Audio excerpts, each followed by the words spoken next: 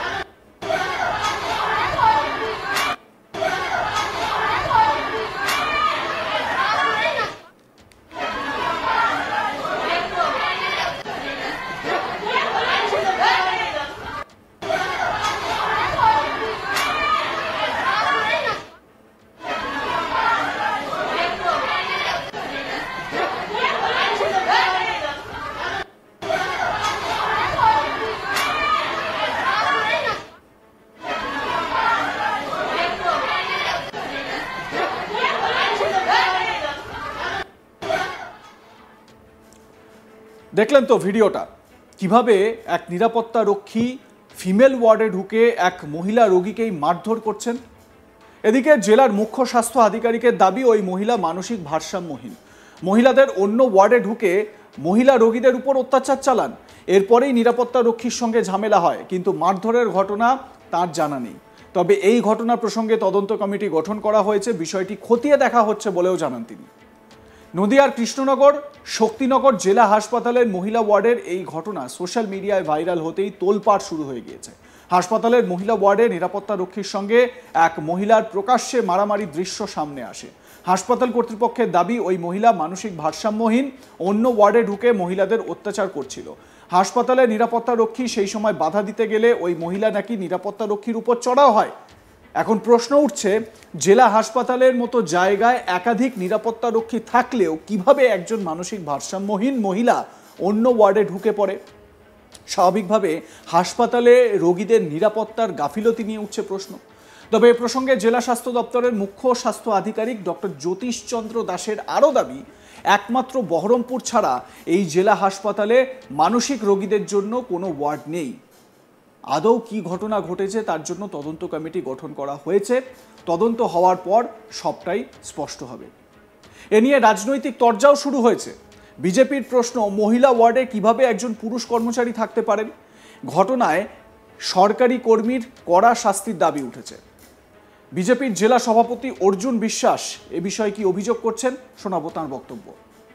কৃষ্ণনগরের শক্তিনগর যে জেলা হসপিটাল, সেই হসপিটালের মহিলা ওয়ার্ডে একজন সরকারি কর্মচারী, হসপিটালের একজন কর্মচারী, সে একজন পেশেন্টকে, মহিলা পেশেন্টকে নৃশংসভাবে মারধর করছে। এটা আমরা ভাইরাল আমরা দেখলাম মোবাইলে। তো আমার মনে হচ্ছে যে চিকিৎসার জন্য যে মহিলা আজকে জেলা হসপিটালে ভর্তি হয়েছে, সেই মহিলা ওয়ার্ডে একজন পুরুষ সরকারি কর্মচারী কিভাবে সেখানে গেল? সে তো ডাক্তার নাই, আমি দেখলাম।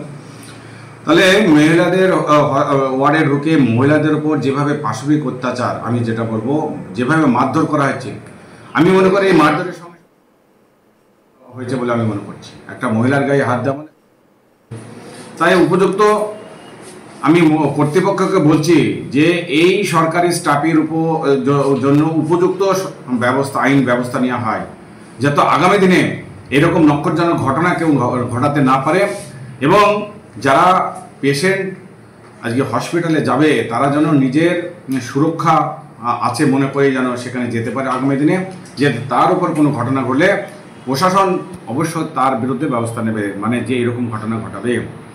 সঙ্গে সঙ্গে এটাও আমি বলছি যে শক্তিনগর হসপিটালের যিনি সুপার আছেন, আমার মনে হয় তিনার উপযুক্ত এইরকম ঘটনায় সঠিক পদক্ষেপ নেওয়ার জন্য আবেদন করছে, যাতে সাধারণ পেশেন্টদের মনোবল বাড়ে এবং তারা মনে করে যে নারা সুরক্ষা এই শক্তিনগরে যেটা ঘটেছে সেটা বিচ্ছিন্ন ঘটনা।